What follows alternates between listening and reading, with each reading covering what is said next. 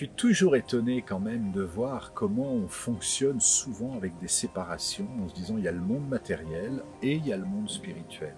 Et comment tant d'hommes et de femmes ont tendance à se mettre dans une case ou dans une autre, dans une catégorie ou dans une autre.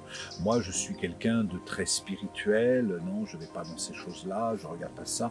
Je suis quelqu'un de très spirituel, je ne suis pas du tout matérialiste. Ou au contraire, non mais moi je ne crois pas dans toutes ces choses-là parce que je suis pragmatique, je suis cartésien et donc je suis très réaliste, je ne crois pas dans ces choses-là. Et pour moi, c'est pas l'un ou l'autre, c'est vraiment l'un et l'autre. On a tous aspiration à s'élever, parce que c'est notre nature, tout simplement. Depuis qu'on est enfant, on s'élève vers plus de conscience, vers plus de cœur, vers une dimension spirituelle, qui n'a rien à voir avec une dimension religieuse, mais on s'élève vers une dimension spirituelle, c'est naturel, c'est vraiment notre essence.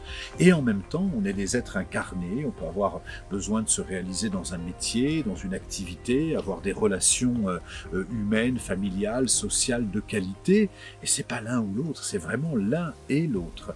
Et par rapport à ça, bien sûr, on n'a pas tous la même sensibilité. Certains sont très sensibles à ce monde subtil, ils vont plus capter cette dimension que l'autre.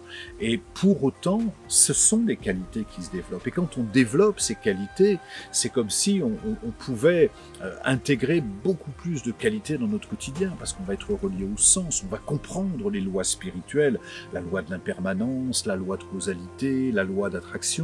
C'est des lois spirituelles comme il y a la loi de la gravité et ça fait marcher le monde. Et parce que ce thème me tient tellement à cœur, on a programmé avec toute mon équipe au sein de l'Académie de l'Acte un webinaire sur le thème « A-t-on tous accès à l'invisible ?»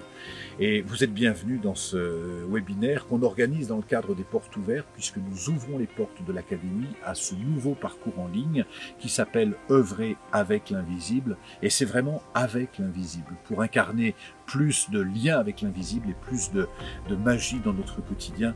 Et ça permet d'avoir une vie tellement plus complète.